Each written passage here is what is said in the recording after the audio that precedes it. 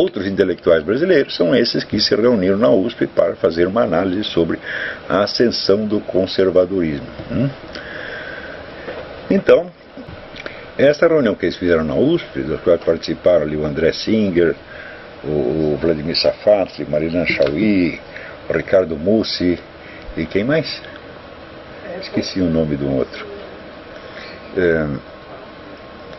Bom, de cara ela tem um mérito, tá certo? Que é um mérito tradicional da esquerda. Você não pode esquecer que a esquerda no Brasil é uma força altamente organizada há muitas décadas, tá certo?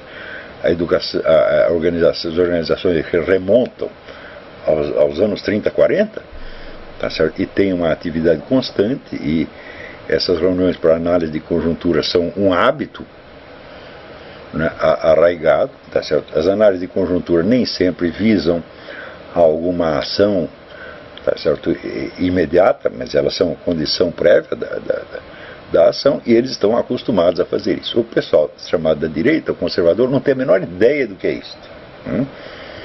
Então, eu tento explicar isso a liberais, conservadores, etc., há aproximadamente 20 anos. Quer dizer, se você não tem um círculo de intelectuais que se reúne costumeiramente só para analisar a conjuntura, não haverá movimento político nenhum, nunca. É tudo fogo de palha, é tudo bobagem, tá certo?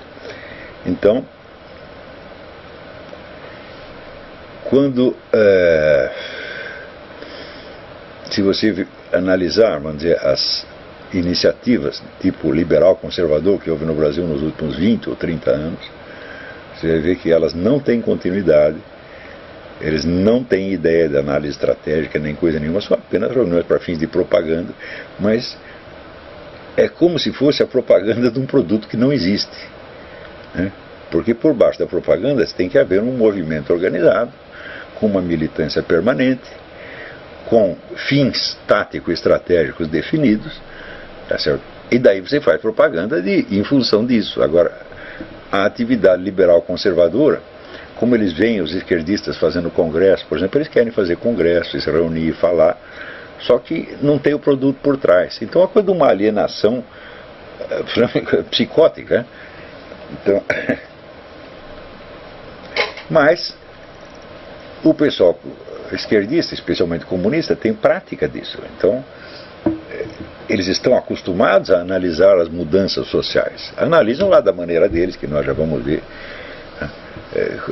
como é que é, mas pelo menos esse mérito eles têm. Então, outro dia eu escrevi um artigo que eu mandei para o Diário do Comércio e que não foi publicado ainda e que pode servir também um pouco de baliza para o que eu quero explicar aqui.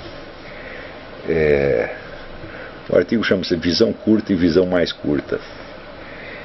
O livro dos 36 estratagemas chineses, que as pessoas atribuem erroneamente a um sujeito chamado Sun Tzu, ensina, aspas, todo fenômeno é no começo um germe, depois termina por se tornar uma realidade que todo mundo pode constatar. O sábio pensa no longo prazo, eis porque ele presta muita atenção aos germes. A maioria dos homens tem a visão curta e espera que o problema se torne evidente para só então atacá-lo. Fecha aspas. As duas perguntas que o trecho sugere são: 1. Onde estão os germes? 2.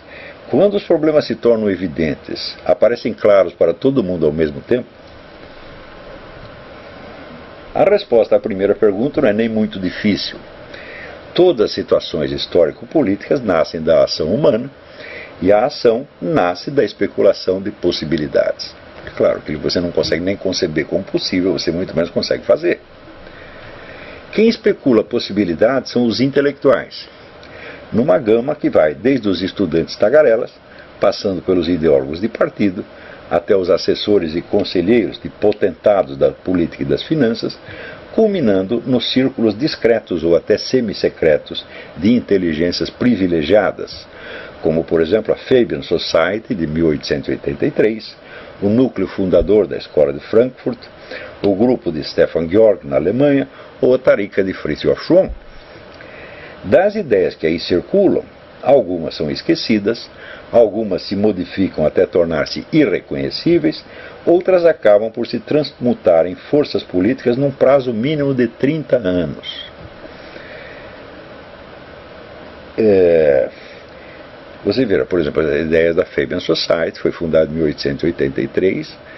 Os primeiros sinais de uma ação política baseada naquilo aparecem no governo do Woodrow Wilson durante a Primeira Guerra, né? Mais ou menos 30 anos, 30, 40 anos. Não há um só partido, campanha ou movimento que não tenha começado assim, bem low profile. O analista que deseja saber para onde a política está indo ou de onde ela veio, tem, portanto, de se interessar por uma vasta rede de discussões que, para a mídia usual, é totalmente invisível. Só aparece em livros de poucos leitores, revistas acadêmicas, publicações nanicas, sites especializados, conversações pessoais, documentos reservados, etc. Quando as opiniões dos intelectuais brilham nos jornais ou na TV, é porque já não são germes, são aspectos e sintomas do fato consumado, às vezes empenhados precisamente em camuflar-lhe as origens. É por isso que o comentário jornalístico usual, simples reciclagem estilística do noticiário da véspera, quase nunca acerta em prever mesmo os desenvolvimentos mais inevitáveis da situação. Ainda nos anos 50, o ressurgimento do Islã como força política decisiva, inevitável para meia dúzia de estudiosos, parecia hipótese mítica aos olhos dos luminares da mídia. Parênteses. Quando eu comecei a estudar esse negócio de Islã, no Brasil, que foi na década de 80, isso ainda parecia tão distante da política, que as pessoas nem sabiam por que eu estava estudando aquilo.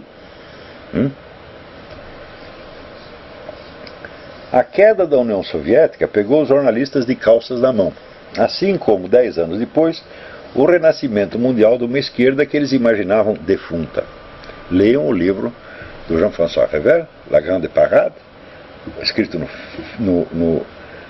já perto do ano 2000, onde ele perguntava isso: como foi possível que aquilo que morreu na União Soviética agora esteja dominando tudo por toda parte, hein?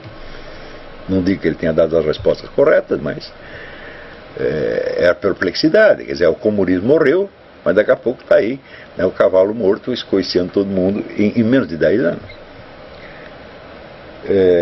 Até hoje, há quem se recuse a perceber a mão da KGB na premeditação da perestroika. O Rodrigo Constantino diz que eu sou paranoico, porque eu disse isso. Está mais do que documentado que isso aconteceu. A KGB que inventou a perestroika, porque viu, olha, o comunismo vai para as cucuias, o partido vai cair, mas vamos os anéis, mas ficam os dedos. Eles que se deixem levar para a lata lixo da história, mas nós não vamos. Vai cair o partido, mas nós vamos ficar e vamos ficar melhor do que antes. E foi exatamente o que aconteceu. Há quem se recusa a perceber a mão da KGB na premeditação da perestroika ou a fonte globalista de movimentos como o gaysismo e as cotas raciais. E não preciso lembrar aos leitores, ou aqui aos alunos, que o Foro de São Paulo só apareceu no Globo e na Veja quando já dominava metade da América Latina, tendo, portanto, saltado repentinamente, miraculosamente, da inexistência para a glória, sem escalas intermediárias. As ideias, é claro, não surgem como propostas políticas prontas, mas como interpretações da realidade, das quais pode-se deduzir várias propostas políticas diversas e às vezes nenhuma. A transformação de uma coisa na outra é um processo lento, sutil e complicado. A própria disciplina chamada História das Ideias está mal equipada para rastreá-lo. Exemplos de estudos bem-sucedidos na área são Fire in the Minds of Men, de James Billington, que rastreia a história as influências mútuas dos movimentos revolucionários, como as ideias vão passando de um para outro, baseado menos no método das histórias das ideias do que de métodos desenvolvidos em literatura comparada.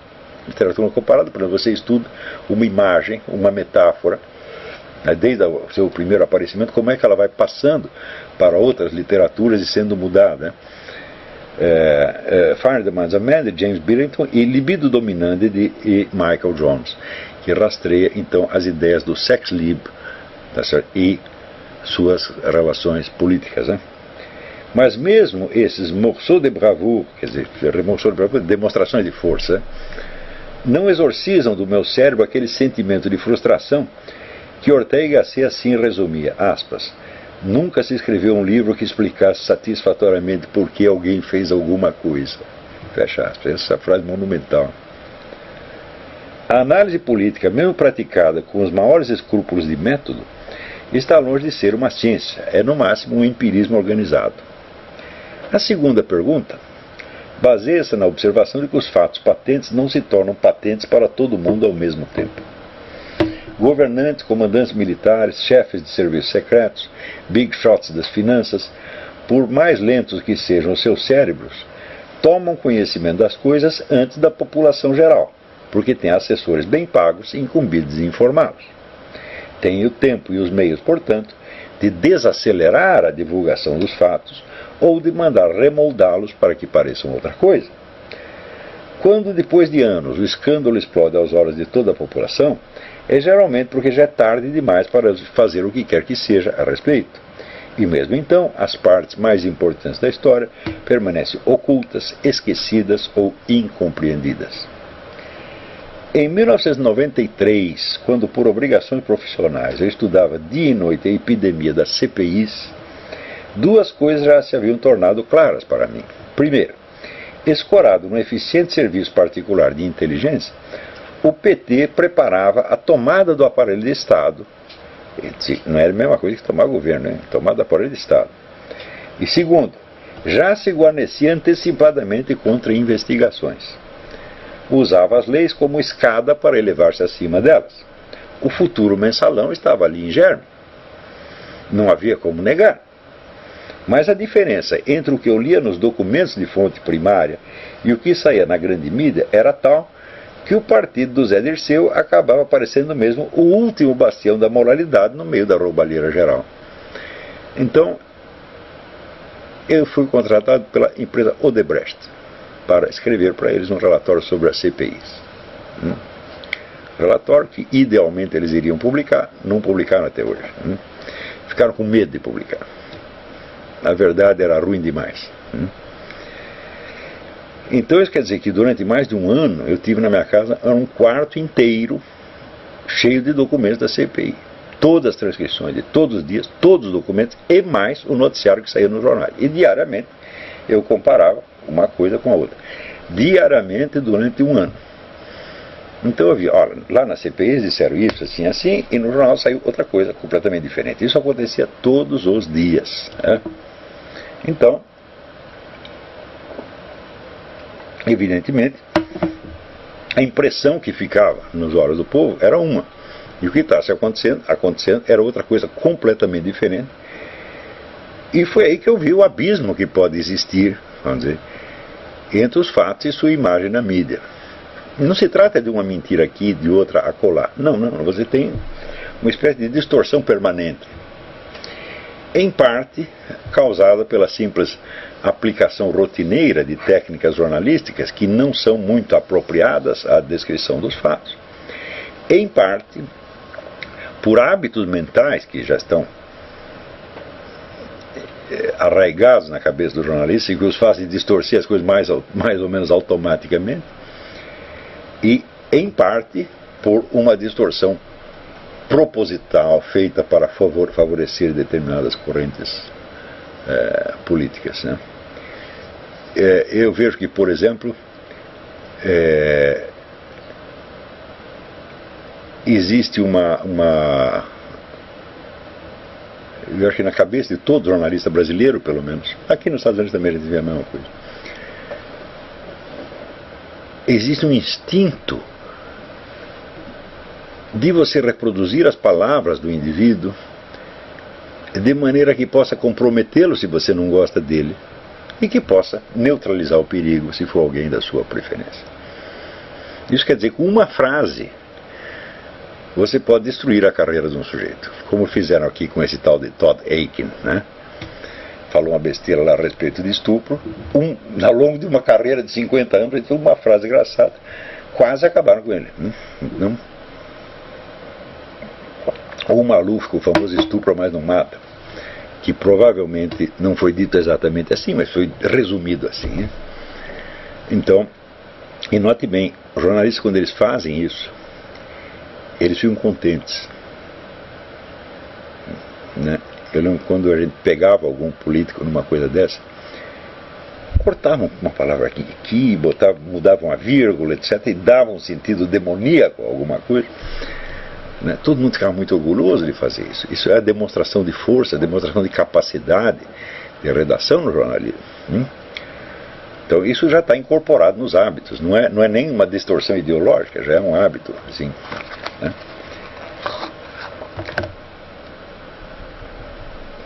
Mas daí que termina o negócio. Quase 2 décadas se passaram antes que a decepcionante realidade das coisas se tornasse patente aos olhos da multidão. A visão curta de que falam os estratagemas chineses torna-se mais curta à medida que se desce das altas esferas para o mundo ilusório do eleitor comum. Então, quer dizer, nas altas esferas geralmente se sabe as coisas em tempo, ainda que se saiba distorcido. Bom, alguma informação você tem, né? Então, quando o mensalão estourou aos olhos do público, quando foram as primeiras denúncias do mensalão, vai fazer uns 5 anos, 6 anos mais ou menos, né? Então, no entanto, em 1993 estava claro que o PT tinha montado um serviço de inteligência, né, que depois as pessoas chamavam dos arapongas, mas isso já era uma versão diminuída da coisa. Araponga é um espião aqui, um espião acolá, mas um serviço de inteligência não está lá para espionar e para captar informações, mas também para difundir informações, né, e passar a sua própria versão das coisas. E naquela época eu verifiquei, eu estava com algum dinheiro da Odebrecht, né, eu contratei 2 repórteres para irem atrás dos agentes do PT, infiltrados em bancos, empresas, organizações estatais, etc, etc, né? Em geral pessoas amadoras que ofereciam gentilmente seu serviço para o partido, e eles eram milhões de pessoas, isso já naquela época. Então ninguém monta uma coisa desse tipo se não tem planos ulteriores, né? Então o mensalão já estava ali montado de alguma maneira. Então você vê aqui, num dos discursos do Zé Dirceu, ele falava de um sujeito que tinha recebido uma propina de um empreiteiro, e ele dava o número das notas, das cédulas que o sujeito recebeu. Mas como é que ele ficou sabendo disto? Então é porque tinha algum agente infiltrado que participou da operação e, portanto, é culpado dela também, né? Esse detalhe ninguém mencionou na época, não suscitou a menor desconfiança, né? Então, muito bem, mas tudo isso aqui é para vocês verem que esta coisa de você examinar os germes dos movimentos políticos, que é uma coisa que o pessoal liberal, direitista, né, desconhece tanto, que quando eu mostro para eles um desenvolvimento que já está em curso, que já está acontecendo, mas que ainda não saiu no jornal, eles sempre dizem que é loucura. Como, por exemplo, agora no novo Código Penal, reduzir a idade de consentimento para ato sexual para 12 anos de idade. Então é a consagração da pedofilia, como eu anunciei 5, 6, 7 anos atrás. Foi chute, foi sacação? Não, meus filhos, eu fui lá na discussão. O que os intelectuais, etc., estão discutindo? Então, ou são ideólogos de partido, ou são altos assessores de milionários, de potentados. É lá que está o germe do que vai acontecer. Então, eu não estou diagnosticando, eu estou dizendo um plano que eles têm. Pode ser que esse plano seja abortado ou seja adiado, às vezes os caras não conseguem a coisa no tempo devido, mas não há uma só ideia ou proposta política em circulação que não tenha essa origem. Não há outra origem possível. Então, vamos dizer, os próprios políticos e cargos eletivos, eles é que não têm ideia nenhuma. Quando a coisa chega no parlamento é porque aquilo já é velho, já está sendo discutido. Por exemplo, você veja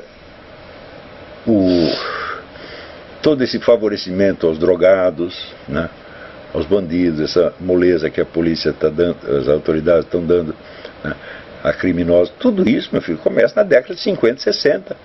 Isso tudo está nos livros do Herbert Marcuse, e já vinha sendo discutido na escola de Frankfurt desde a década de 30. Então, até virar política, passa um tempo. É um mínimo de 30 anos, pode ser 60, 70. Tá certo? É um processo longo, complicado. Então, entre os direitistas, liberais, conservadores, ninguém parece saber disso. Então, quando você anuncia um processo, até que já não está nem em germe, que já está em movimento, eles acham que é teoria da conspiração. Falam, bom, então, eu estou querendo ensinar para eles como é que se trabalha, eles não querem aprender. Isso são todos sem exceção. É milico, é cristão, é católico, é protestante, é jornalista, é empresário, são todos assim. Então, comparado com isso, o pessoal da esquerda é muito mais profissional, porque eles já estão acostumados com a ideia de que é preciso estudar as coisas em germe. Algumas vezes eles são pegos de calça na mão, por exemplo. Em 64, abril de 64, eles foram pegos de calça na mão. Por quê? Durante um tempo eles não prestaram atenção ao que estava sendo discutido entre os intelectuais conservadores e, de repente, aconteceu o golpe, eles não levaram a pancada, não sabiam de onde vinha. Tá certo? Mas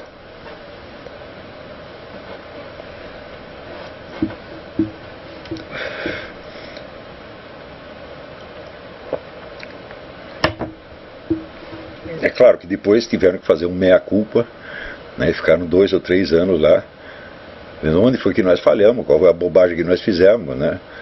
E fizeram bem de fazer isso. Mas agora, então, houve este encontro na USP, e fala da ascensão do conservadorismo. Essa ascensão que está, evidentemente, apenas em germe. Um germe muito pequenininho, mas que eles já dão como fato consumado. Então, analisando um pouco as falas ali do Vladimir Safatli, da Marilena Chauí, do André Singer, etc., nós vemos vários tópicos, dar vários pontos importantes a destacar. O primeiro é esse: eles estão atentos a um germe que pode crescer e virar um movimento político amanhã ou depois. Esse amanhã ou depois, que eu digo, eles não têm ideia, mas eu sei que é 30 anos. Eles pensam que é 2 semanas. Segundo, há um forte elemento paranoico na medida em que eles dão o germe como uma ameaça real e presente. E, evidentemente, eles fazem isso, em parte, como um elemento de autojustificação. Porque, de fato, não há nenhum partido de direita, não há nenhum partido conservador. A opinião conservadora está excluída da grande mídia. Você me mostra aí, depois que Dom Eugênio Salles, né, me mostre um colunista que defenda sistematicamente um ponto de vista conservador cristão. Não tem. Tinha o último, que era o Carlos Ramalhete, lá na Gazeta do Povo do Paraná, que o pessoal está querendo tirar. Né? Eu não posso dizer que eu mesmo seja um conservador nesse sentido. Eu não sou nunca estive presente na mídia para defender o ponto de vista conservador ou para defender qualquer outro programa de ação. Eu estou apenas analisando o que se passa. Não é isso? Eles podem me identificar como uma força conservadora, para mim tanto faz. Né? Então é como se dissesse, bom, eu não sou conservador, eu estou conservador. Né? Quer dizer, neste momento, eu represento aos olhos deles uma força conservadora. Então, nas universidades, então, nem se fala. Não é isto? O ponto de vista cristão conservador está praticamente excluído. E, no entanto, aparecem, né, 4 ou 5 colunistas, 4 ou 5 não, hoje já são bem mais. Né, são algumas dezenas de sites, né, cristãos, protestantes ou católicos, muito batalhadores. Você tem um forte movimento antiabortista, etc. E, aos poucos, isso foi configurando na cabeça deles um conservadorismo. Então, a descrição que eles fazem do fenômeno não tem nenhuma preensão objetiva sobre os fatos. Nada. Ou seja, os conceitos descritivos que eles usam são totalmente inapropriados ao assunto. Tá certo? Não há conexão com a realidade. Eles não são capazes de fazer uma descrição da situação real. Não são capazes. E, no fundo, nem imaginam que isso é possível. Então, o conjunto do que eles dizem pode ser interpretado não como uma descrição de um estado de coisas efetivo, mas como expressão do sentimento de identidade do grupo. Então eles perfilam uma ameaça e o exame desta ameaça reforça os elos de solidariedade entre os membros do grupo, portanto entre a plateia, os palestrantes e demais militantes. Então, nesse sentido, é um discurso ideológico na acepção mais técnica e objetiva do termo. Quer dizer, não é um discurso sobre a realidade, mas é um discurso de autoexpressão e de fortalecimento de um sentimento de identidade grupal. Olhado do ponto de vista da descrição da realidade, você sempre se pode pegar um discurso ideológico e examiná-lo como se fosse um discurso científico, porque às vezes ele vem com a pretensão no discurso científico, e neste caso, sim, são professores, são sociólogos, são filósofos, etc, etc. Então, eles vêm com o prestígio de uma descrição da realidade, tá certo? Então, como descrição da realidade, a coisa, evidentemente, é de um caráter totalmente delirante e invertido, né? Uma coisa, em certos pontos, até involuntariamente cômico, como, por exemplo, quando Dona Marilena Chaui descreve a violência, a falta de educação das pessoas, a brutalidade, né? a barbárie reinante na sociedade brasileira, e ela atribui isso ao conservadorismo. Ou seja, as pessoas se xingam umas às outras, né, fazem quebra-quebra, etc., porque receberam uma educação cristã em casa e são muito conservadoras.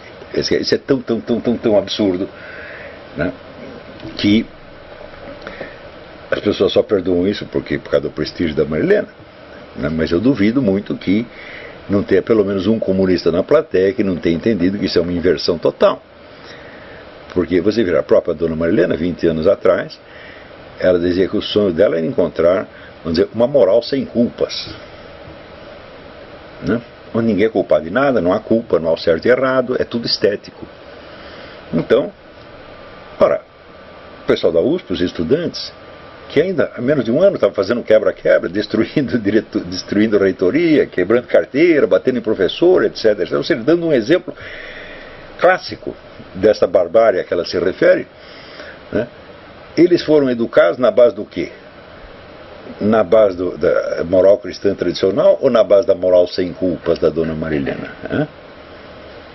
Mais ainda, na mesma semana, os estudantes deram outro sinal de barbárie nesse ataque que fizeram, ataque coletivo a Dom Bertrand, ou aquele ataque que fizeram aos oficiais na porta do clube militar, onde eram centenas de jovens saudáveis e vigorosos, né, xingando nonagenários e achando que são muito valentes por isso. Até escrevi um artigo a respeito. Quer dizer, ora, é evidente que a raiz da barbárie está na perda do sentimento moral tradicional, tá certo? E não tem nada a ver com o conservadorismo, é justamente a perda dos sentimentos conservadores é que cria isso.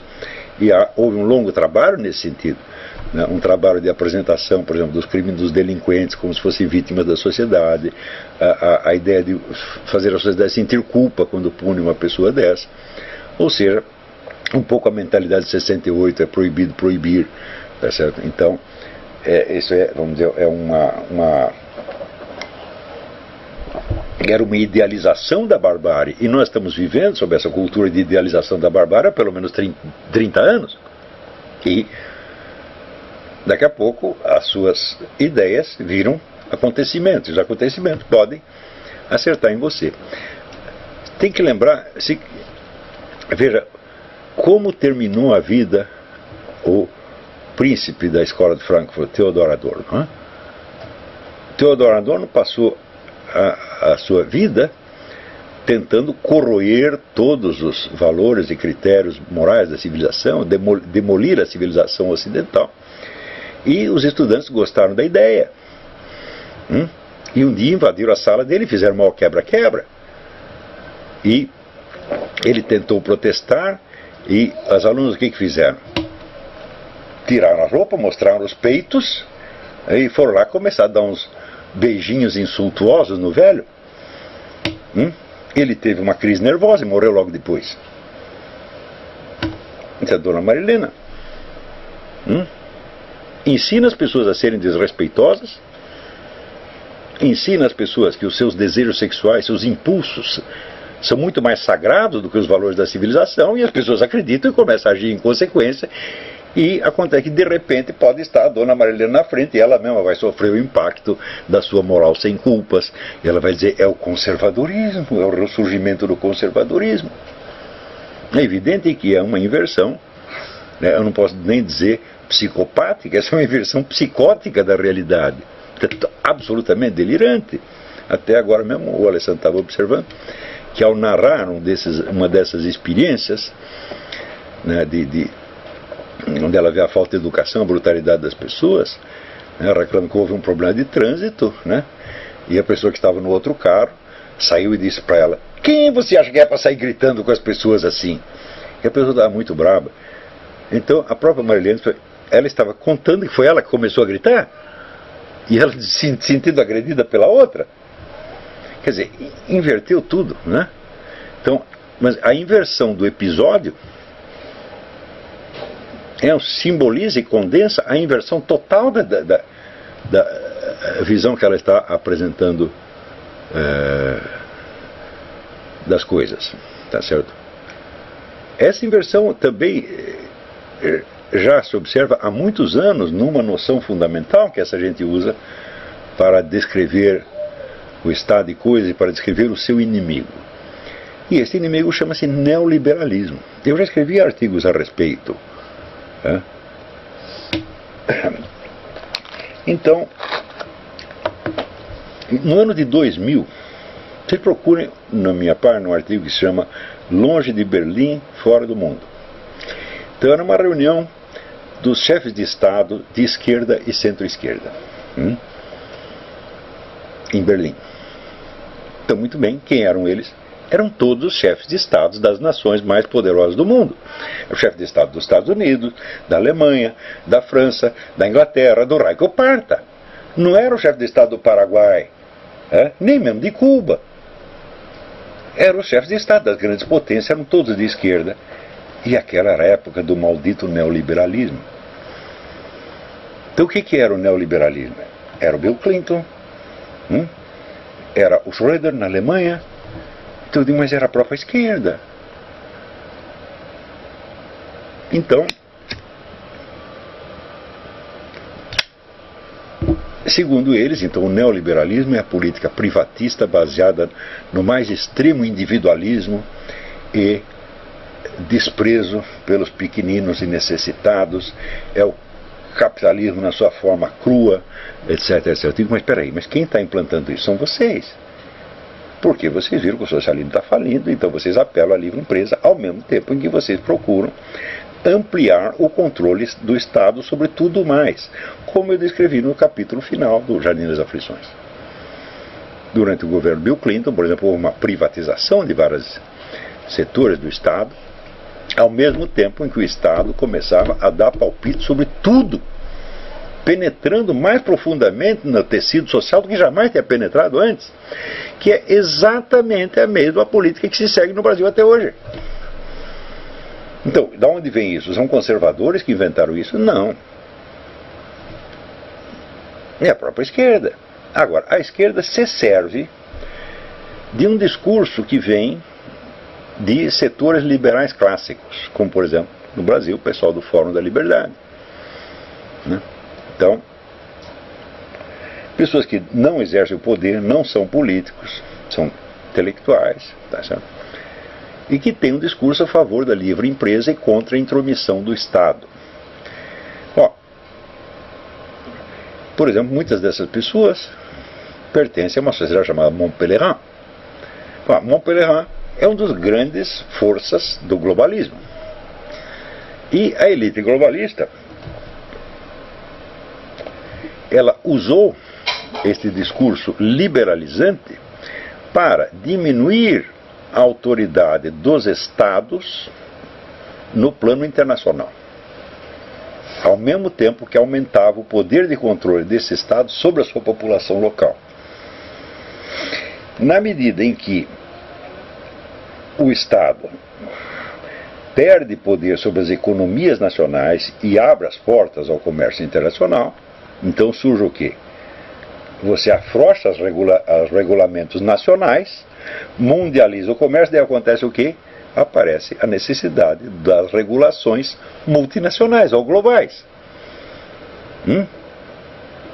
Então, você veja, se você perguntar para mim, por exemplo, você é a favor do livre comércio? Eu digo, muito bem, o problema não é esse, o problema é o livre comércio entre quem e quem. E o livre comércio será regulado por quem? Este é o problema. Então, por exemplo, você é a favor de regulamentos protecionistas, né? Eu estudei muito a doutrina do protecionismo, estudei no Celso Furtado, estudei no guru dele, Mihail Manuilescu, a propósito do qual, no centenário do Mihail Manuilescu, fizemos um belo congresso de discussões no Banco Nacional, Banco Central da Romênia, né, cujo presidente me parecia na época, até esqueci o nome do cara, estou ficando velho, me parecia a pessoa mais competente e mais séria da Romênia, né? E ele era um dos caras que entendia o seguinte: como economista, não faz sentido você ser protecionista ou antiprotecionista, porque protecionismo é um instrumento político e não econômico. Do ponto de vista, vamos dizer, puramente capitalista, o protecionismo não faz sentido, o livre comércio é muito melhor. Mas, se você vai fazer, né, o livre comércio entre, vamos dizer, um Estado que está se enfraquecendo, perdendo sua soberania, tá certo? E grupos multinacionais que dominam os organismos internacionais, então é claro, isso é uma transferência de soberania desde a escala nacional para a escala mundial. Então você está matando os pequenos leviatãs para alimentar o grande leviatã global. Então, nesse sentido, eu sempre ficava bravo com os meus amigos liberais, porque eles tinham uma posição doutrinária em favor do livre comércio. Doutrinária e não estratégica. Eu digo, claro, o livre comércio é bom, mas, espera aí, você tem que saber jogar, né? Saber qual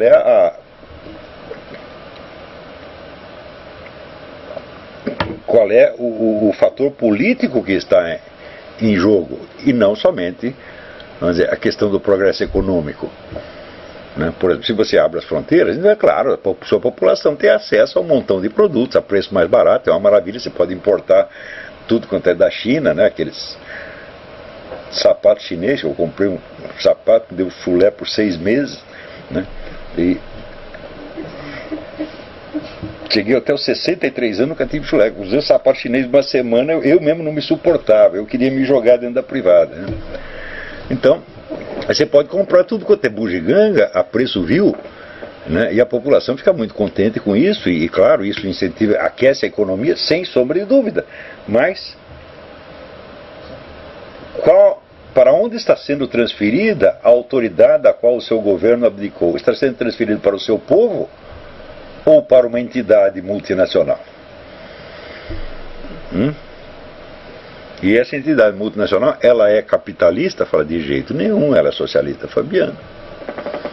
Então, quer dizer, um problema com o pessoal conservador é que todos eles são doutrinários, eles são a favor de umas coisas e contra outras, né? Eu digo, por que esta pressa de ser a favor? Primeiro você tem que saber o que está acontecendo, não é isso? A tomada de posição depende de saber, como diz, para usar a imagem de futebol, qual é o time que está jogando e contra quem. Às vezes ele não sabe, então por que como tomar posição? Então o problema não era assim, livre comércio versus protecionismo. O problema era soberania nacional versus governo global.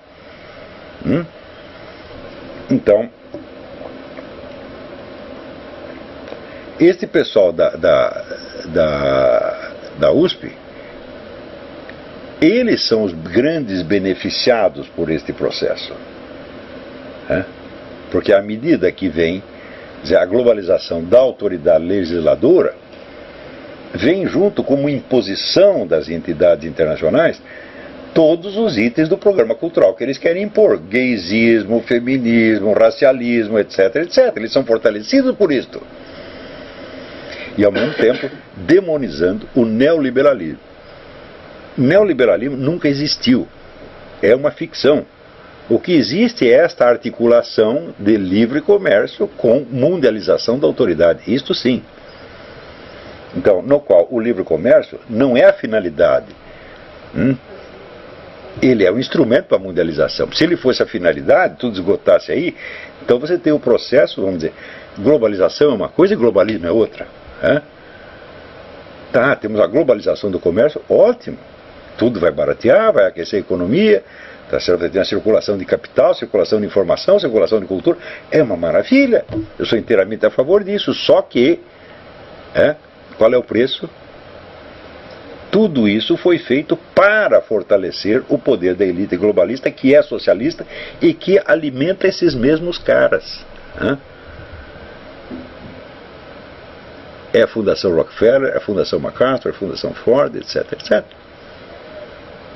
Então, uma análise efetiva da realidade começa com a descrição da posição onde você está. E assim como um desenhista, ele tem que, em primeiro lugar, medir a sua distância do objeto. Então, quando o desenhista põe um lápis assim, ele está tomando ele mesmo a sua posição como unidade fundamental de medida em relação ao objeto. Então, distância dele ao objeto, posição dele em relação ao objeto e do objeto em relação a ele. Se ele não sabe onde ele está, então ele só pode fazer um desenho cubista, onde o objeto aparece desde 1000 perspectivas totalmente desencontradas. Tá certo? E, evidentemente, isso não vai dar a menor ideia da estrutura objetiva do ente que você está desenhando. Então, a verdadeira sociologia, a verdadeira ciência política começa com a compreensão da sua posição na sociedade. Quem sou eu?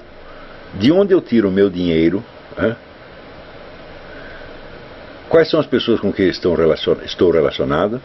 Quais são as pressões que eu recebo? Quais são as expectativas que eu atendo? E assim por diante. Mas eles não podem fazer esta análise. Se começar a dizer, olha, metade de nós aqui vive da Fundação Rockefeller ou do George Soros. Então, isso significa que todo esse movimento neoliberal que nós estamos condenando, bom,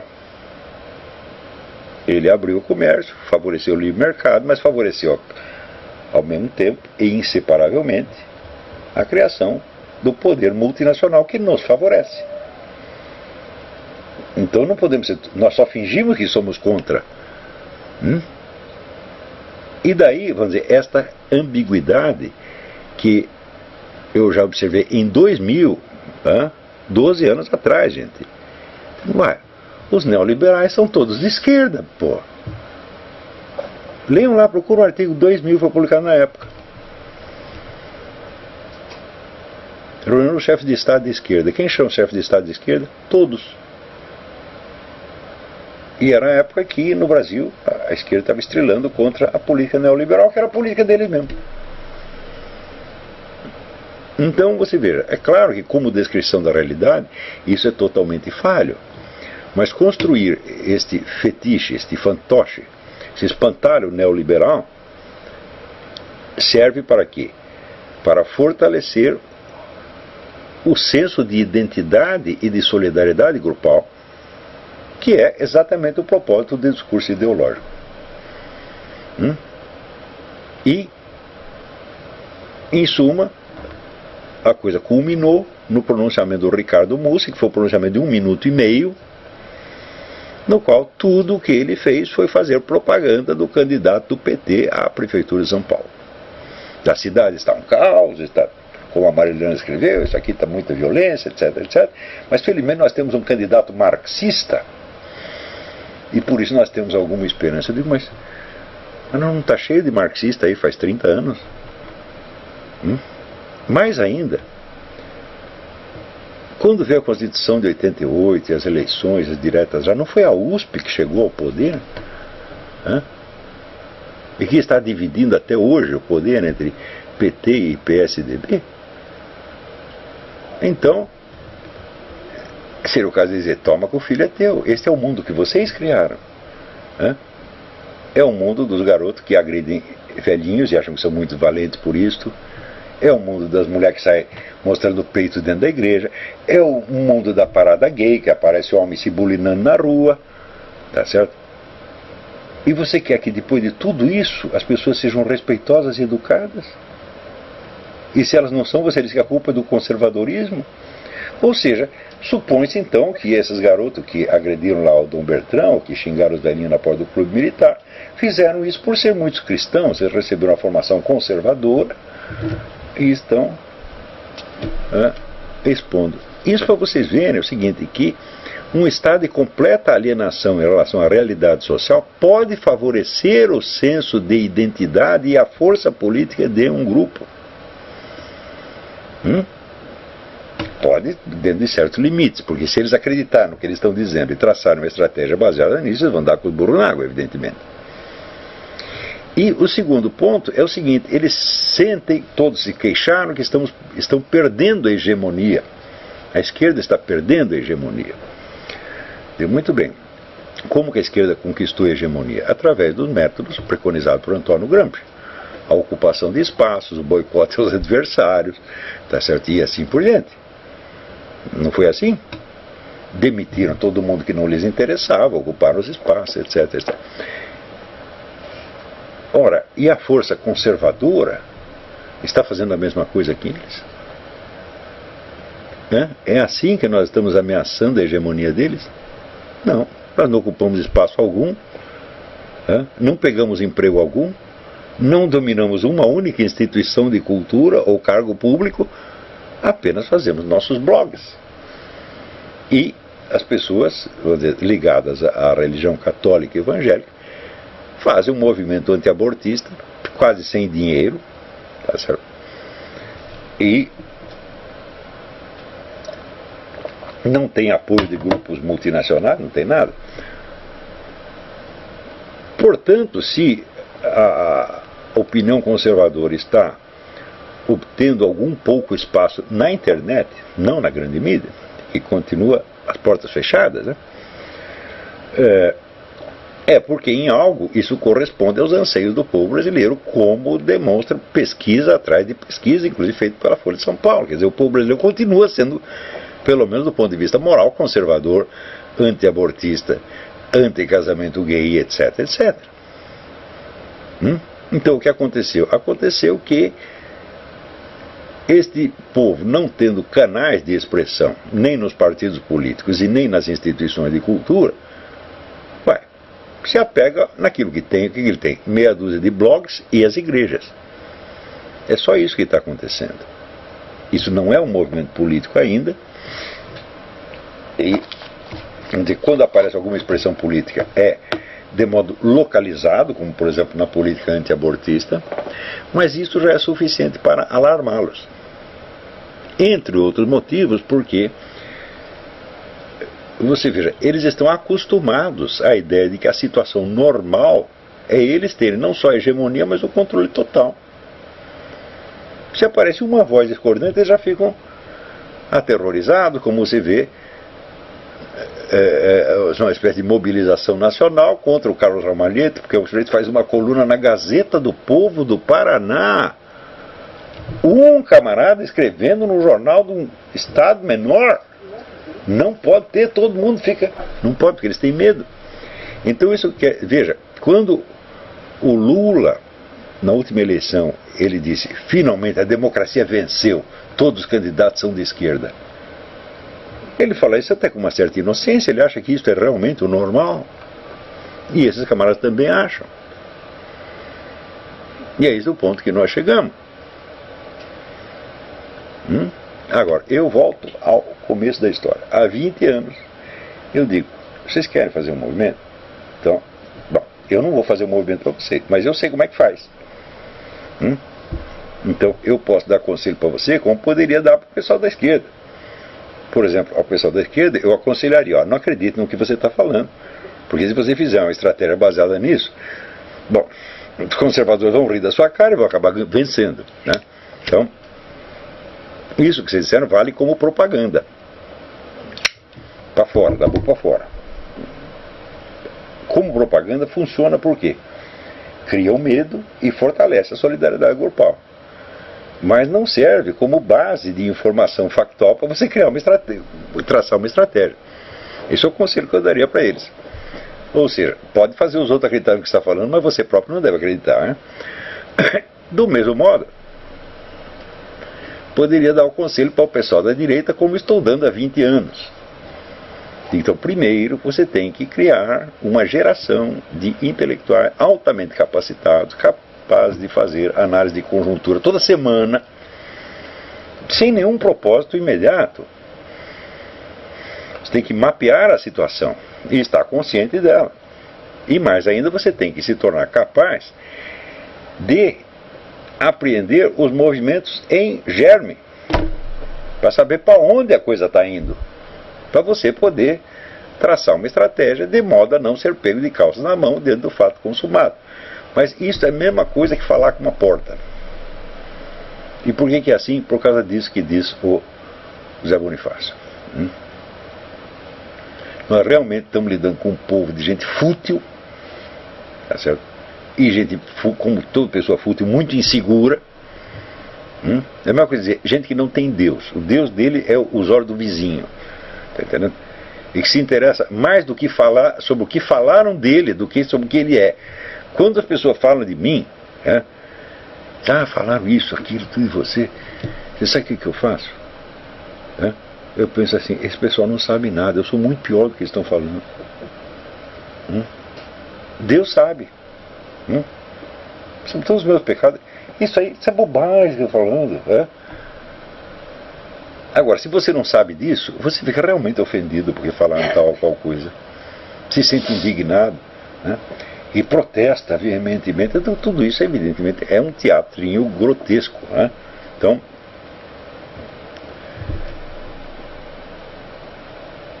quando a pessoa inventa uma coisa ou outra a meu respeito e se chega na internet, eu só respondo quando eu vejo que isso é uma oportunidade para ensinar outras coisas para outras pessoas. Eu pego o Júlio Lemos, ou o seu Rodrigo Constantino. Então, vocês que eu estou falando deles, eu começo falando deles, termino falando de Shakespeare, de Platão, etc. Vocês não perceberam que é assim? Ou seja, estou tomando o camarada como pretexto, ele é o gatilho para eu falar de outras coisas. Só aí, senão, se eu for responder só porque o cara falou que eu sou isso, que eu sou aquilo, eu falo, quer saber? Sou mesmo, e daí? Vocês são filhos disso? Falo, tá bem. Não tem problema. Que me interessa isso? Eu, há 30 anos atrás, eu já adotei como lema o lema do Dom Quixote. E eu sei quem sou. Não era muito verdade quando eu inventei, mas hoje começou a quase ficar verdade, Quase sei quem eu sou.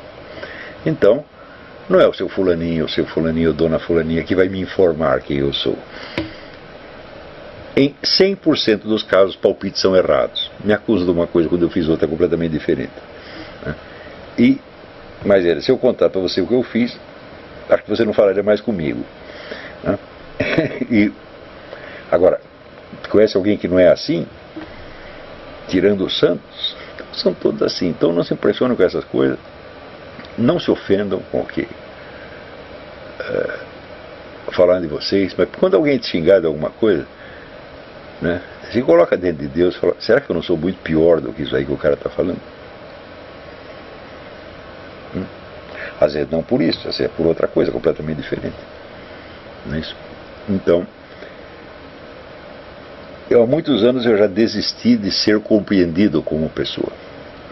Mas tem algumas palavras, algumas coisas, algumas dicas que eu dei, eu gostaria que fossem compreendidas. Porque é para vocês mesmo. É para o seu bem. Não para o meu. Então, vamos fazer uma pausa, daqui a pouco a gente volta.